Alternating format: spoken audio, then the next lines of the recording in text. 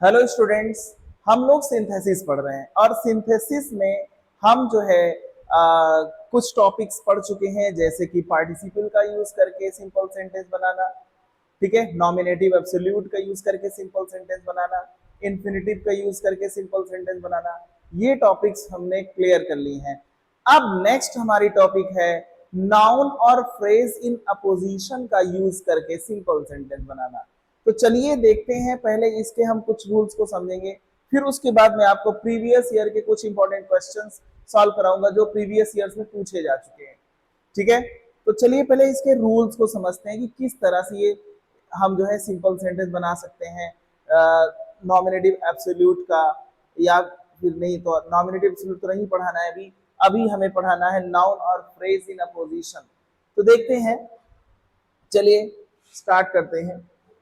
यहां पे हमें पढ़ना है कि formation of simple sentences, formation of simple sentences, formation of simple sentences by using noun or phrase in opposition, noun और phrase in opposition। तो ये हमारी आज की टॉपिक है, नाउन और फ्रेज का यूज करके, नाउन और फ्रेज अपोजिशन में मींस बगल बगल यूज करके हमें सिंपल सेंटेंस बनाना है। अब जानते हैं नाउन क्या है, किसी के नाम को नाउन कहते हैं, और ये फ्रेज क्या है। वैसे अगर मैं फ्रेज की हिंदी बताऊं तो थोड़ा सा इजी हो जाएगा। फ्रेज को हिंदी में कहते हैं वाक्यांश, यानी सेंटेंस को हिंदी में वाक्य कहते हैं। तो वाक्यांश मीन्स क्या हो गया, किसी वाक्य का, किसी सेंटेंस का एक अंश, उसे वाक्यांश कहेंगे। और इन अपोजिशन मीन्स होता है बगल बगल, इन अपोजिशन मीन्स होता है बगल बगल। तो चलिए देखते हैं कि ये फ्रेज कैसे बनेगा। जैसे मैंने कहा ना, किसी सेंटेंस का एक पार्ट या एक अंश, ठीक है ना, उसे हम फ्रेज कहते हैं। तो सबसे पहले हमको यही देखना है कि हम फ्रेज बनाएंगे कैसे। तो पहले हम फ्रेज बनाना जानते हैं। वैसे हर एक सेंटेंस से एक फ्रेज बन जाता है। फ्रेज पूरा सेंटेंस तो नहीं होता, लेकिन फ्रेज की अपनी एक मीनिंग होती है। वर्ड्स का ग्रुप होता है फ्रेज, इसकी अपनी मीनिंग होती है, but it has not complete sense, क्योंकि कंप्लीट सेंस सेंटेंस का होता है। ठीक है, तो यहां पे हम फ्रेज कैसे सेंटेंस से बनाएंगे, देखिएगा कौन से सेंटेंस में हम फ्रेज बनाएंगे। जैसे कोई एक सेंटेंस होगा जिसमें सब्जेक्ट है, और हमें ज्यादातर जो हमारे क्वेश्चंस में, जो हमारे एग्जाम में जो क्वेश्चंस पूछे जाएंगे, उन क्वेश्चंस में ज्यादातर जो फ्रेज बनाना होता है, उन सेंटेंसेस में सब्जेक्ट के बाद आपको मिलता है is, am, are, was and were. और ये is, am, are, was, were ये लिंकिंग वर्ब होंगे। क्या होंगे? लिंकिंग वर्ब होंगे। क्या होंगे? ये लिंकिंग वर्ब होंगे। अब ये आपको मैंने पहले भी बता चुका है, मैं बता दिया हूं कि ये लिंकिंग वर्ब कब होते हैं, is, am, are, was, were, ये लिंकिंग वर्ब कब होते हैं, जब इनके बाद कोई दूसरी मेन वर्ब नहीं होती है। तो क्या होती है इनके बाद, अगर is, am, are, was, were linking verb है तो इनके बाद नाउन होगा, एडिटिव होगा, एडवर्ब होगा, प्रोनाउन होगा। ठीक है, तो चलिए अब यहाँ पे इसके बाद मैंने अदर वर्ड्स लिख दिया, अदर वर्ड्स में कुछ भी हो सकता है। तो अब ऐसे सेंटेंस में हम फ्रेज बड़ी आसानी से बना लेते हैं। यहाँ पे फ्रेज बनाने के लिए सब्जेक्ट को हटाना है, और इज, एम, आर, वाज, वर जो लिंकिंग वर्ब होगा इसको हटा देना है। इसको हटा देने के बाद जो हमारे पास बचेगा, यही हमारा बन जाएगा फ्रेज। यही क्या बन जाएगा? फ्रेज हो गया ये। ठीक है, तो चलिए मैं आपको एक एग्जांपल देता हूं कि जैसे दो सेंटेंसेस होंगे तो कैसे फ्रेज बनाना है। जैसे एक सेंटेंस मैंने लिखा, जैसे यहां पे लिखा मैंने सब्जेक्ट है, वर्ब प्लस ऑब्जेक्ट, एक सेंटेंस, ये मैंने स्ट्रक्चर लिखा, ये आपका रूल कह सकते हैं आप इसको। ठीक है ना, तो इसमें एक सेंटेंस सब्जेक्ट है, वर्ब है, ऑब्जेक्ट है। फिर एक सेंटेंस और है जिसमें सब्जेक्ट के साथ is, am, are, was and were, ये लिंकिंग वर्ब है, और इन लिंकिंग वर्ब में से कोई भी एक हो सकता है। और उसके बाद अदर वर्ड्स होंगे, अदर वर्ड्स कुछ भी हो सकता है। और उसके बाद क्या होगा कि जो पहला सेंटेंस है, जो पहला सेंटेंस है इसमें भाई सब्जेक्ट भी है ऑब्जेक्ट भी है। तो और जो दूसरा सेंटेंस है जिसमें is am are was were linking verb है, ये वाला सेंटेंस पहले सेंटेंस में आए हुए सब्जेक्ट या ऑब्जेक्ट में से किसी के बारे में कुछ जानकारी देगा, कोई विशेषता बताएगा। ठीक है ना। तो अब देखते हैं, अब जो ये वाला जो सेंटेंस है ये विशेषता बताएगा पहले सेंटेंस में आए हुए ऑब्जेक्ट या सब्जेक्ट का। तो ठीक है ना, उसके बारे में कुछ जानकारी देगा। ठीक है ना। तो अब मान लीजिए ये सेंटेंस जानकारी दे रहा है पहले सेंटेंस में आए हुए ऑब्जेक्ट की, मान लीजिए ऑब्जेक्ट की जानकारी दे रहा है, तो यहां पे क्या करेंगे, सब्जेक्ट को और ये जो लिंकिंग वर्ब है is am are was were इसको डिलीट कर देना है। और ये जो अदर वर्ड्स है ये जो बचेगा यही बन जाएगा फ्रेज। यही क्या हो गया, फ्रेज। अब इस फ्रेज को अगर पहले ये जो सेंटेंस है पहला, इस सेंटेंस में अगर ये फ्रेज ऑब्जेक्ट के बारे में कुछ बात कर रहा है तो इस फ्रेज को ऑब्जेक्ट के बगल में कॉमा लगा के लिख देंगे। लेकिन अगर यही फ्रेज पहले सेंटेंस के सब्जेक्ट के बारे में अगर कोई जानकारी दे रहा है तो इसको उठा करके सब्जेक्ट के बगल में कॉमा लगा के लिख देंगे। मान लीजिए सब्जेक्ट के बारे में ये जानकारी दे रहा है तो कैसे होगा, इस सब्जेक्ट को हमने लिख दिया और कॉमा करके पहले उस फ्रेज को लिख दीजिए, जो भी फ्रेज होगा हमने उसको लिख दिया, फिर कॉमा करके इसी सेंटेंस की वर्ब को लिख देना है, इसके ऑब्जेक्ट को लिख देना है और ये आंसर आ गया इस तरह से। तो चलिए मैं आपको एग्जाम्पल बताता हूं, अभी मैंने आपको रूल बताया, अब एग्जाम्पल बताएंगे तो और ज्यादा समझ में आएगा आपको। ठीक है। तो पहला एग्जाम्पल मैं आपको बताता हूं इसमें, जैसे मैंने लिख दिया Rana Pratap, Rana Pratap lived, Rana Pratap lived in Mewar. Rana Pratap कहां रहते थे, मेवाड़ में रहते थे। एक सेंटेंस ये हो गया। फिर दूसरा सेंटेंस मैंने लिख दिया ही was a brave warrior, he was a brave warrior, he was a brave warrior, वो एक बहादुर योद्धा थे। तो देखिए पहले सेंटेंस में लिखा है कि राणा प्रताप मेवाड़ में रहते थे और दूसरा सेंटेंस कह रहा है कि वो एक बहादुर योद्धा थे। अब ये बताइए कौन बहादुर योद्धा था, राणा प्रताप। तो इसका मतलब जो दूसरा सेंटेंस है ये पहले सेंटेंस के सब्जेक्ट की विशेषता बता रहा है या पहले सेंटेंस में जो सब्जेक्ट है उसके बारे में कोई जानकारी दे रहा है। और इसमें सब्जेक्ट है और उसके बाद वॉज लिंकिंग वर्ब है। और मैंने बताया कि उसी सेंटेंस में हम फ्रेज बनाएंगे जिस सेंटेंस में सब्जेक्ट होगा और उसके बाद is am are was verb में से कोई लिंकिंग वर्ब होगा। और इस सब्जेक्ट को और इस लिंकिंग वर्ब को हमें डिलीट कर देना है और बचा क्या, अ ब्रेव वॉरियर, एक बहादुर योद्धा। ये हमारा फ्रेज बन गया, अ ब्रेव वॉरियर, एक बहादुर योद्धा।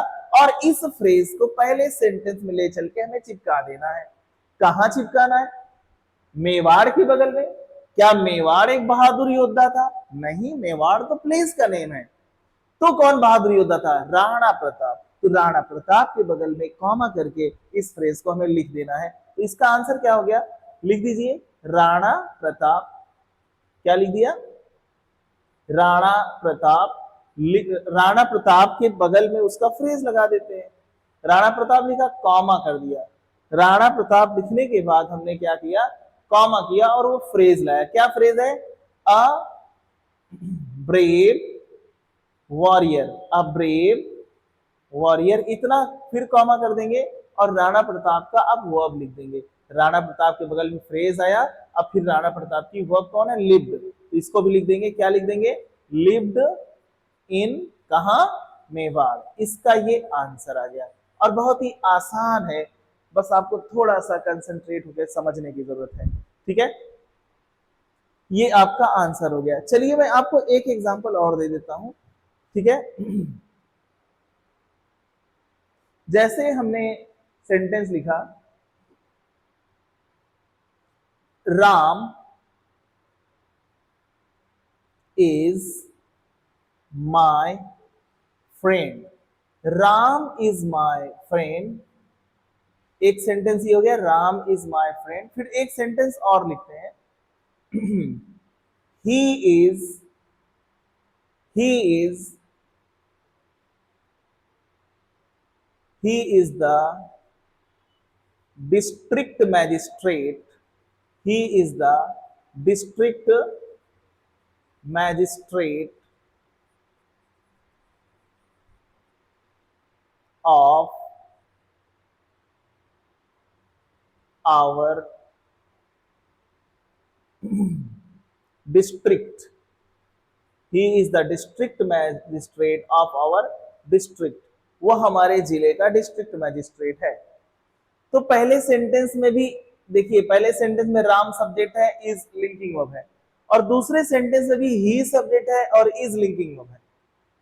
तो आप देखिए कि लेकिन ऐसा नहीं है कि आप दोनों तरफ फ्रेज बना लेंगे, दोनों तरफ लिंकिंग वर्ब आ रहा है तो दोनों तरफ फ्रेज बना लेंगे, ऐसा नहीं है। अगर दो सेंटेंसेस हैं तो एक सेंटेंस में फ्रेज बनाना पड़ेगा, अगर 3 सेंटेंसेस हैं तो 2 सेंटेंसेस में आपको फ्रेज बनाना पड़ेगा। ऐसा क्यों?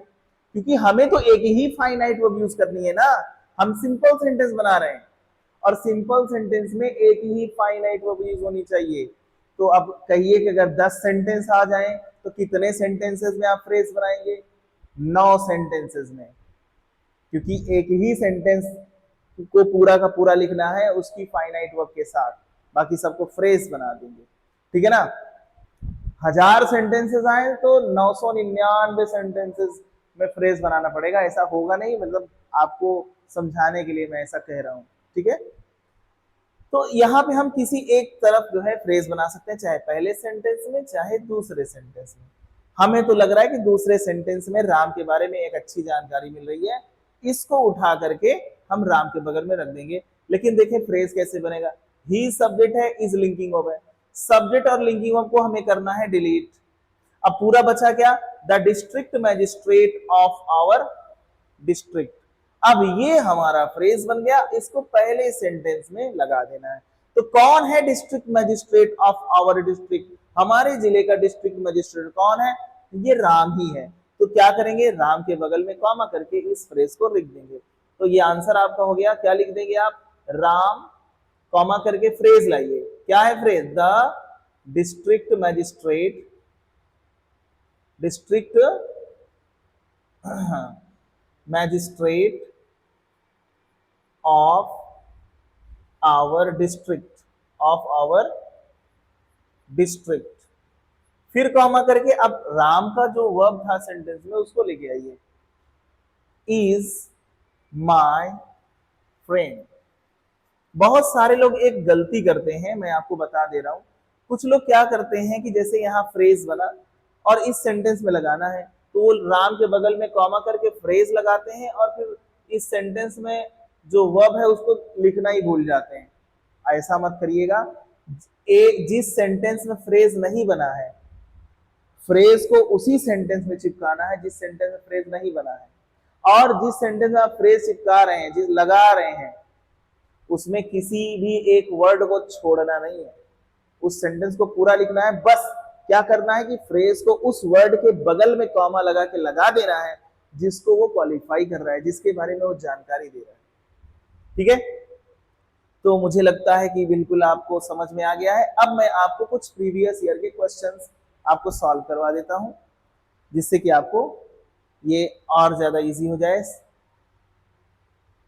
चलिए देखते हैं। यहां क्वेश्चन है, combine each of the following simple sentences. Each means प्रत्येक, फॉलोइंग सेंटेंसेस में से ईच को यानी प्रत्येक को कंबाइन करो, जोड़ दो इनटू वन सिंपल सेंटेंस, जोड़ को एक सिंपल सेंटेंस बना दो बाय यूजिंग, यूज करके अ नाउन और फ्रेज इन अपोजिशन। क्या यूज कर रहा है? नाउन और फ्रेज इन अपोजिशन। ठीक है ना? इन अपोजिशन मीन्स बगल बगल, नाउन और फ्रेज को बगल बगल करना है। यही तो हमने बताया, नाउन को और फ्रेज को बगल बगल करना है, लेकिन नाउन के बगल में जब फ्रेज लगाएंगे तो कॉमा करके ही फ्रेज लगाएंगे, ये याद रखना है। तो चलिए पहला क्वेश्चन देखते हैं क्या है। Here is my sister in law. ये रही मेरी sister in law. Here is my sister in law, ये रही मेरी sister in law. Her name is Nidhi, उसका नेम क्या है? निधि है। उसका नेम क्या है? निधि। जैसे कोई है, हम उसको इंट्रोड्यूस करा रहे हैं कि ये रही मेरी सिस्टर इन लॉ, इसका नाम निधि है। तो अगर दोनों सेंटेंसेस को जोड़ दें तो पहले हम किसी को जब इंट्रोड्यूस कराएंगे तो पहले उसका नेम लेंगे और नेम लेने के बाद बताएंगे कि ये मेरा क्या है। तो दोनों सेंटेंसेस को अगर जोड़ दें तो हो जाएगा हियर इज कौन, हियर इज, आप पहले नाम लिख दीजिए, क्या नाम है, हियर इज निधि, ठीक है ना। क्या हो जाएगा, हियर इज, किसका इंट्रोडक्शन चल रहा है, इनका, निधि का। तो हियर इज यहां सीधा लिख देंगे, हियर इज कौन, निधि, हियर इज निधि। अब यहां निधि के बाद कॉमा करेंगे और निधि का फ्रेज लाएंगे। निधि का फ्रेज कौन है, निधि के बारे में क्या जानकारी है, निधि माय सिस्टर इन लॉ है, मेरी सिस्टर इन लॉ है। तो यहाँ पे माय सिस्टर इन लॉ को निधि के बगल में लिख देंगे। तो हियर इज निधि कॉमा कर देंगे, फिर लिख देंगे माय सिस्टर इन लॉ। इसका आंसर हो गया। चलिए क्वेश्चन नंबर 2 देख लेते हैं। राणा प्रताप वॉज थे अ ब्रेव वॉरियर। राणा प्रताप एक ब्रेव वॉरियर थे, एक बहादुर योद्धा थे। ही वॉज, वो थे द किंग ऑफ मेवाड़, वो मेवाड़ के राजा थे। यहाँ पे देखिए दोनों सेंटेंस में वाज लिंकिंग ऑफ है, इसमें भी वाज लिंकिंग ऑफ है, इसमें भी वाज लिंकिंग ऑफ है। तो क्या आप दोनों सेंटेंस में फ्रेज बनाएंगे, कभी नहीं। अगर दो सेंटेंस है तो एक सेंटेंस में फ्रेज बनाना है, ठीक है ना। तो चाहे जिस तरफ आपकी मर्जी एक फ्रेज बना लीजिए, ठीक है ना। राणा प्रताप एक बहादुर योद्धा थे, वो मेवाड़ के राजा थे। तो चलिए हम दूसरे सेंटेंस में बना लेते हैं। दूसरे सेंटेंस में अगर बनाएंगे तो ही और वाज को हमने किया डिलीट, हमारा फ्रेज क्या बना, द किंग ऑफ मेवाड़, ये हमारा फ्रेज बन गया। और इस फ्रेज को पहले सेंटेंस में लगा देना है। तो यहां पहले सेंटेंस क्या हो जाएगा, पहले नाम लिख दीजिए, कौन, कौन, नाम बताइए, राणा प्रताप। कौन भाई, राणा प्रताप। अब राणा प्रताप के बगल में कॉमा करके फ्रेज लाइए। राणा प्रताप के बारे में क्या जानकारी है यहाँ, यही कि वो किंग थे मेवाड़ के, तो the king of Mewar. Rana Pratap comma करके लिख दीजिएगा the king of, the king of Mewar. इतना लिखने के बाद फिर कॉमा करिए। अब उसके बाद आप एक काम करिए, राणा प्रताप तो आपने लिखा, फ्रेज भी लाया, लेकिन राणा प्रताप का वर्ब क्या था, क्या है वो, वाज। तो यहाँ वाज लिख करके बाकी और जो बचा लिख देंगे, वाज अ, बोलिए, brave, was a brave warrior, was a brave warrior. ये आपका आंसर हो गया। अगर आप चाहें पहले सेंटेंस से बना सकते हैं, अगर आप चाहें तो पहले सेंटेंस में जो है फ्रेज बना के आंसर लिख सकते हैं। तो चलिए देखते हैं, पहले सेंटेंस में भी बनाना सीख लेते हैं हम लोग। पहले सेंटेंस में हम फ्रेज बना लेते हैं। चलिए, अब पहले सेंटेंस में राणा प्रताप सब्जेक्ट है और वॉज लिंकिंग वर्ब है।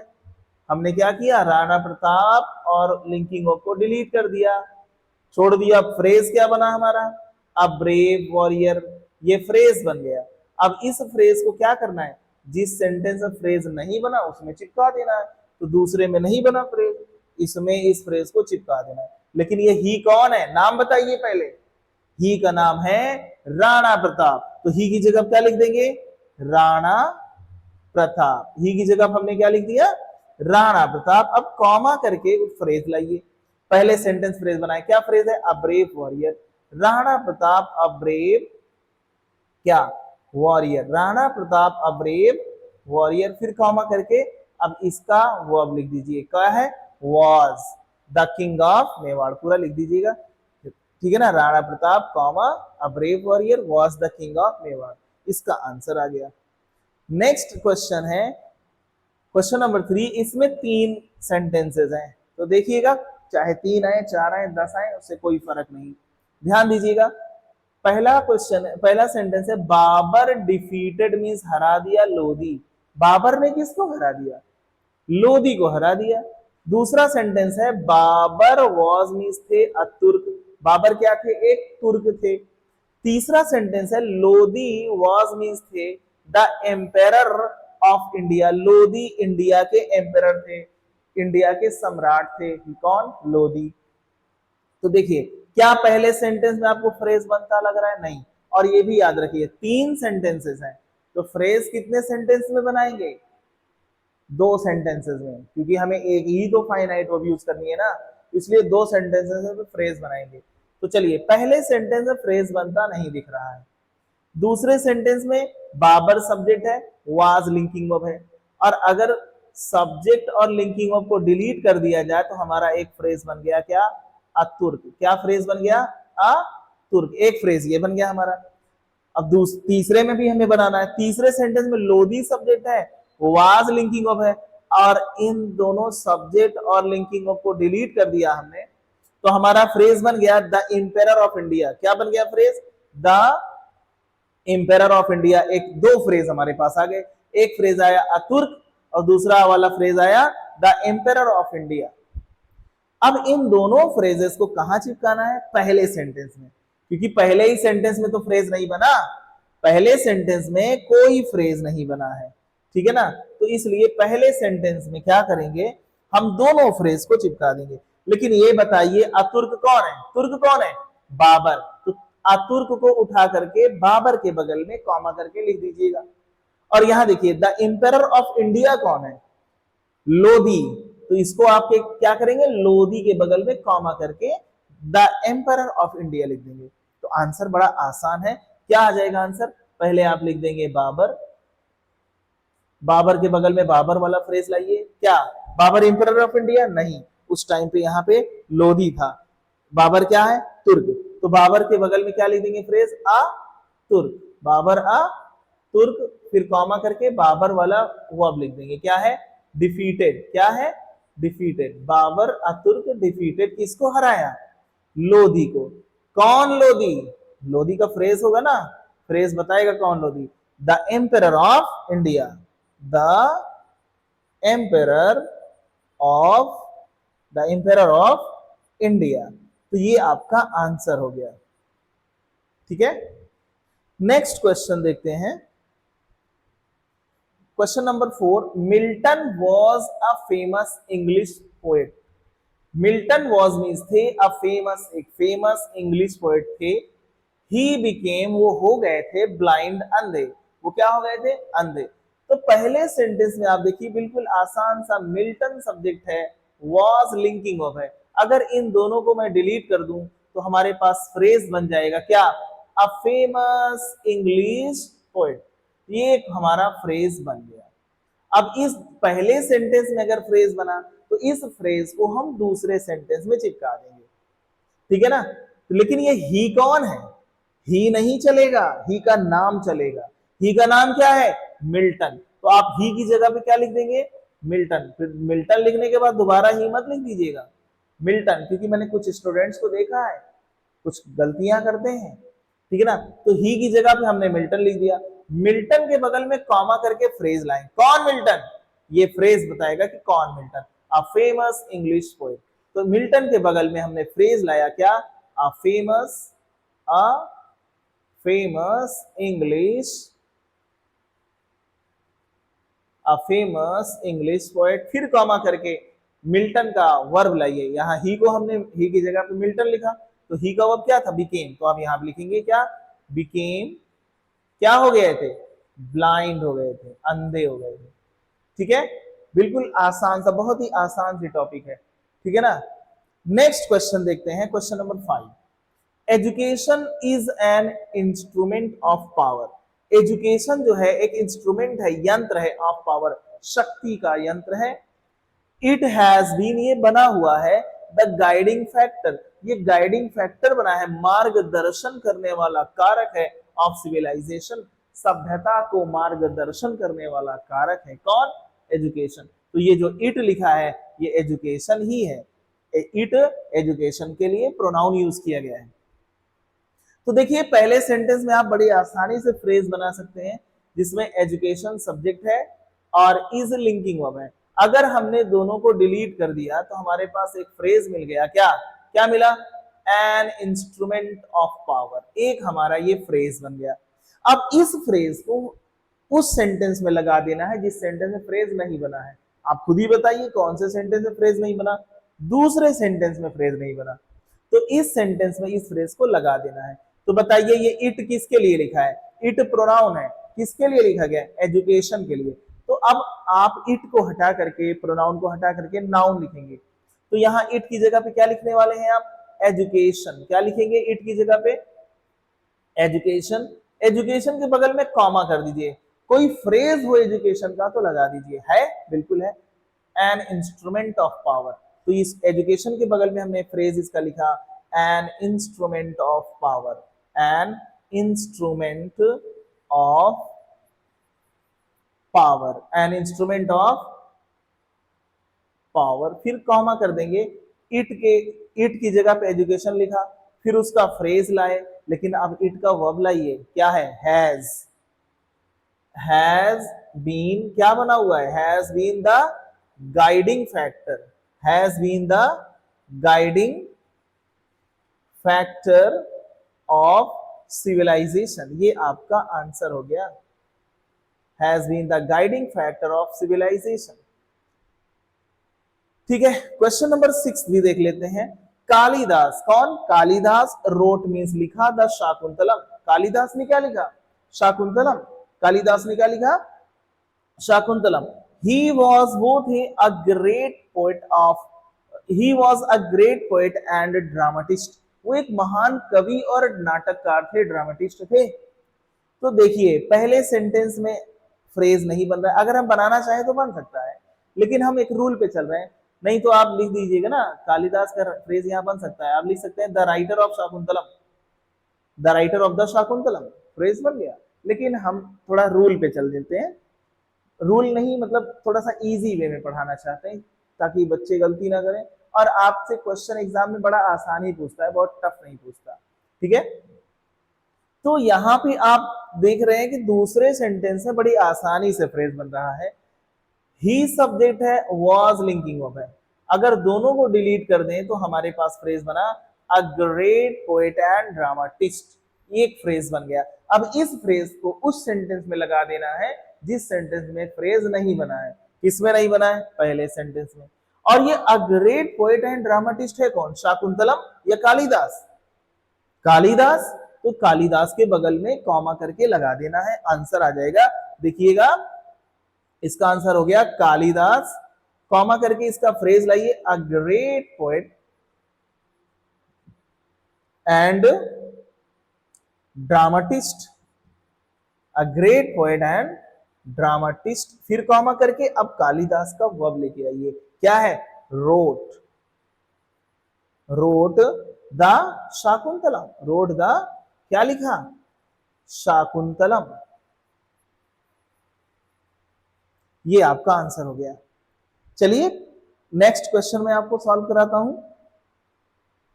नेक्स्ट क्वेश्चन है, दिस प्लेस, ये जगह, वॉज थी वंस, कभी हुआ करती थी, अ प्रॉस्पेरस यानी समृद्धशाली कॉलोनी, ये प्लेस कभी एक समृद्धशाली कॉलोनी हुआ करता था।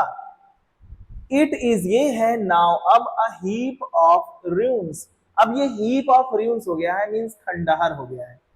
अब देखिएगा आपको दोनों सेंटेंसेस में सब्जेक्ट के बाद लिंकिंग ऑफ लिख रही है, दिस प्लेस सब्जेक्ट है, वॉज लिंकिंग ऑफ है, अगर आप चाहें ये फ्रेज बना लीजिए, वंस अ प्रॉस्पेरस कॉलोनी, चाहे इधर फ्रेज बना लें। और दूसरा सेंटेंस देखें, इसमें क्या है, इट सब्जेक्ट है और इज लिंकिंग ऑफ है, अगर आप चाहें तो दूसरे सेंटेंस फ्रेज बना लें, इट और इज को डिलीट कर दीजिए, बाकी फ्रेज बन गया आपका, now a heap of ruins। लेकिन बनाना तो एक ही तरफ है, जिधर हम चाहे उधर बना ले, ठीक है ना। तो चलिए दूसरे वाले में बना लेते हैं, ठीक है ना, इट को डिलीट किया, इज को डिलीट किया, क्या फ्रेज बना, now a heap of ruins, ये हमारा फ्रेज बन गया। तो पहले सेंटेंस में लगा दो ये, अब हीप ऑफ ruins कौन है, यही जो दिस प्लेस है, यही हीप ऑफ ruins हो गया। तो आप जब आंसर लिखेंगे तो पहले इस दिस प्लेस को लिख दीजिए, दिस प्लेस, अब इसके बगल में कॉमा करके फ्रेज ला दीजिए, क्या फ्रेज बना है, now a heap of ruins। देखिए अब यहां दिस प्लेस आया, उसका फ्रेज आया, लेकिन अब दिस प्लेस का जो वर्ब है वो आएगा यहाँ पे, was once a prosperous colony, आप लिख सकते हैं पूरा, समझ में तो आ ही गया होगा। चलिए नेक्स्ट क्वेश्चन देखते हैं, ठीक है, ये मैंने छोड़ दिया, आप समझ लीजिए कि was once a prosperous colony पूरा लिख दिया जाएगा, मैं पूरा लिख भी दे रहा हूं, लेकिन यहाँ पे मैंने सोचा कि अब आपको समझ में आ गया है, ठीक है, और आ भी गया होगा। ठीक है ना। क्वेश्चन नंबर 8, शेक्सपियर कौन? शेक्सपियर रोट मीन्स लिखा जूलियस सीजर। शेक्सपियर ने क्या लिखा? जूलियस सीजर लिखा। ही वॉज, वो था ग्रेट ड्रामेटिस्ट। ही वॉज, यहां पे आ हो जाना चाहिए। ही वॉज अ ग्रेट ड्रामेटिस्ट, वो एक महान ड्रामेटिस्ट था, वो एक महान ड्रामेटिस्ट था। तो अब यहां पे देखिए दूसरे सेंटेंस में बड़ी आसानी से फ्रेज बन रहा है। ही सब्जेक्ट है और वॉज लिंकिंग ऑफ है, तो अगर इन दोनों को डिलीट कर दें हम तो हमारे पास फ्रेज बन गया अ ग्रेट ड्रामेटिस्ट। तो ये फ्रेज बना। अब ये भी सोचिए अ ग्रेट ड्रामेटिस्ट कौन है? शेक्सपियर है या जूलियस सीजर है? कौन है? शेक्सपियर। तो इस अ ग्रेट ड्रामेटिस्ट को उठा करके शेक्सपियर के बगल में कॉमा करके लिख देंगे, आंसर आ जाएगा आपका। क्या हो गया? शेक्सपियर। क्या हो गया भैया? शेक्सपियर, कॉमा करके फ्रेज लाइए, a great dramatist, a great dramatist, a great dramatist, comma करके अब शेक्सपियर का वो अब लिख देंगे। क्या है? रोट, रोट लिखा, क्या लिखा? Julius Caesar. क्या लिखा है? Julius Caesar. ये हो गया आपका आंसर। ठीक है। क्वेश्चन नंबर 9 देखते हैं। Doctor brown, doctor brown is my teacher. Doctor brown मेरे टीचर हैं। डॉक्टर ब्राउन मेरे मेरे क्या है? टीचर है। ही लिव्स, वो रहते हैं एट ऋषिकेश। वो कहाँ रहते हैं? ऋषिकेश में रहते हैं। तो सीधी सी बात है, पहले सेंटेंस में आपको दिख रहा होगा कि डॉक्टर ब्राउन जो है सब्जेक्ट है, इज लिंकिंग वर्ब है। ठीक है ना। अगर दोनों को डिलीट कर दिया जाए तो हमारे पास क्या फ्रेज बना? My teacher. अब इस जो माय टीचर है इस को दूसरे सेंटेंस में हमें लगा देना है, चिपका देना है। किसके बगल में? जिसको क्वालिफाई करता होगा, जिसके बारे में जानकारी देता होगा उसके बगल में। तो दूसरे सेंटेंस में देखिए ये ही कौन है? कौन है ही? वही डॉक्टर ब्राउन है। तो क्या ही लिखेंगे? नहीं, ही की जगह क्या लिखेंगे? Doctor brown. क्या लिखना है हमें? बोलिए, डॉक्टर ब्राउन। अब डॉक्टर ब्राउन तो लिख दिया, लेकिन क्या डॉक्टर ब्राउन पर बारे में कोई फ्रेज है क्या? बिल्कुल, माय टीचर, ये डॉक्टर ब्राउन ही मेरे टीचर है, कॉमा करके माय टीचर लिख दिया, फ्रेज आया माय टीचर। अब डॉक्टर ब्राउन का वर्ब लिख देते हैं, क्योंकि हमने डॉक्टर ब्राउन यहां से लिया है ना, तो इसकी वर्ब लेंगे। क्या? लिव्स एट, कहां रहते हैं? ऋषिकेश में। कहां रहते हैं? ऋषिकेश में।